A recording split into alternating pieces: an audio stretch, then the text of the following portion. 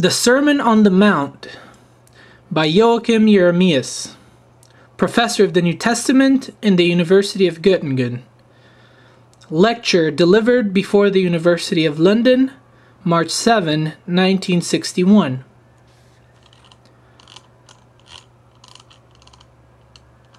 The problem. What is the meaning of the Sermon on the Mount? This is a profound question, and one which affects not only our preaching and teaching, but also, when we really face up to it, the very roots of our existence. Since the very beginning of the church, it has been a question with which all Christians have had to grapple, not only the theologians among them. And in the course of the centuries, a whole range of answers has been given to it.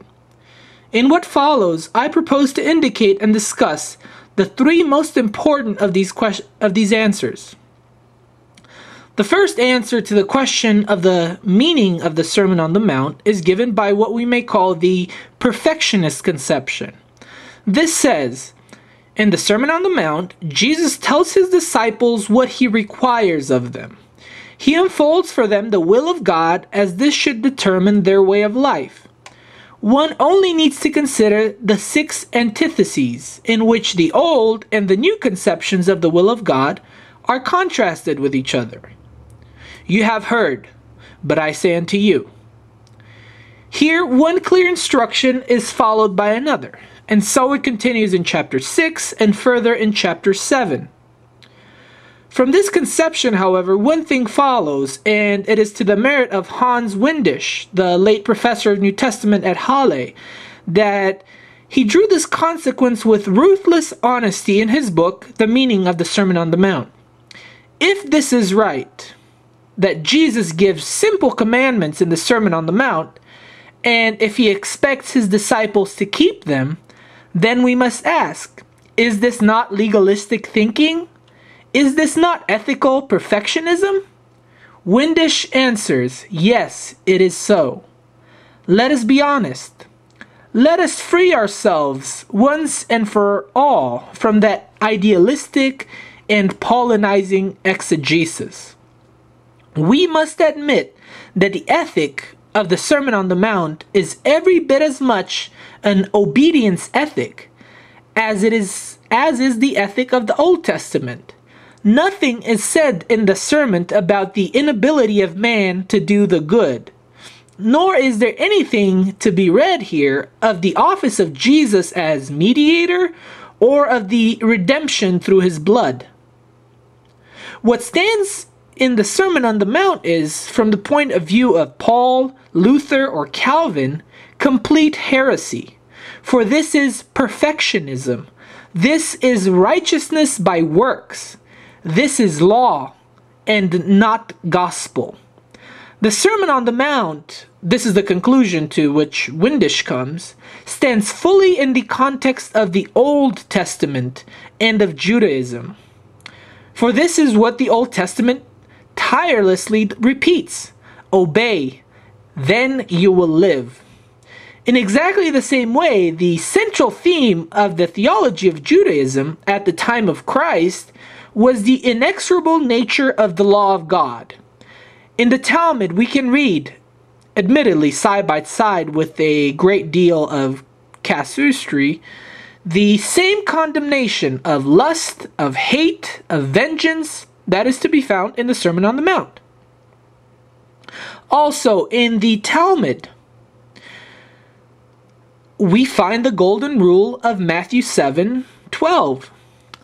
Whatever you wish that men would do to you, do so to them, for this is the law and the prophets, says Jesus. In the Talmud, this saying is found in the context of the well-known story of Hillel, 20 BC, and the Gentile who was prepared to become a proselyte.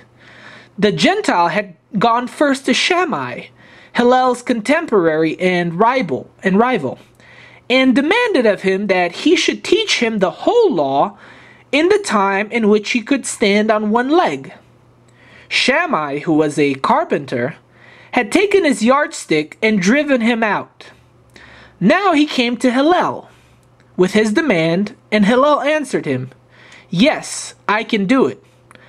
I indeed teach you the whole law in the time in which you stand on one leg. And then he said, what is hateful to thee, do not do to anyone else. The whole law is contained in this sentence. All the rest is only commentary. It is the Stoic teacher of an unwritten law which Hillel took up when, with what was for a rabbi an amazing candor and a magnificent inner freedom, he ventured to make the bold statement, the golden rule is the heart of the Torah. All other precepts are only expositions of it.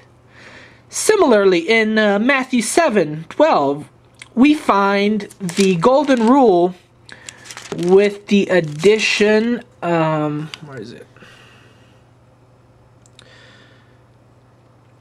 With the addition, probably omitted in Luke 6:31 in view of the Gentile Christian reader, this is the whole law and the prophets.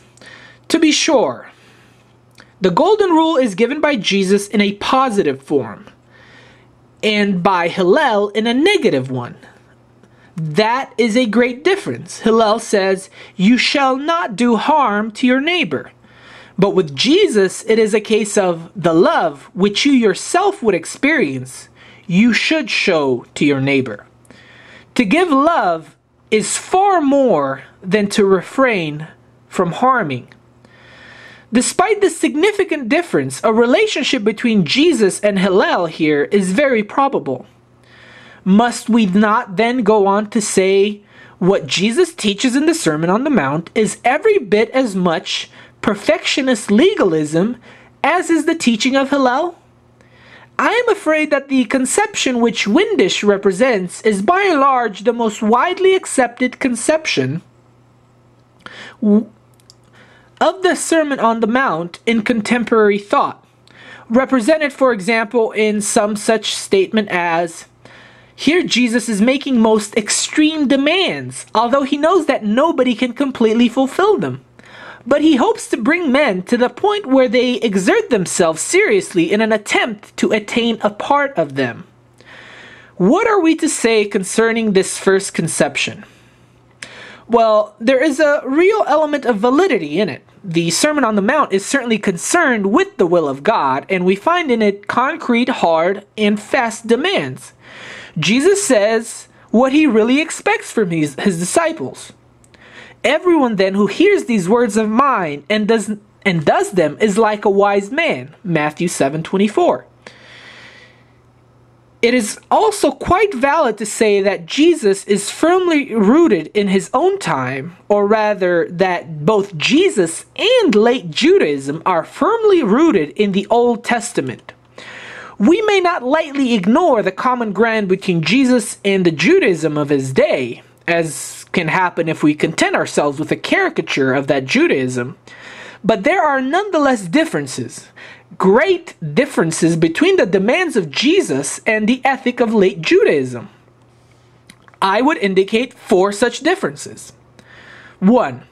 Certainly a great deal of that which is found in the Sermon on the Mount can also be found in the Talmud, not merely the Golden Rule. Wellhausen has deliberately overstated the case thus. Everything that is to be found in the Sermon on the Mount is also to be found in the Talmud, and a great deal more.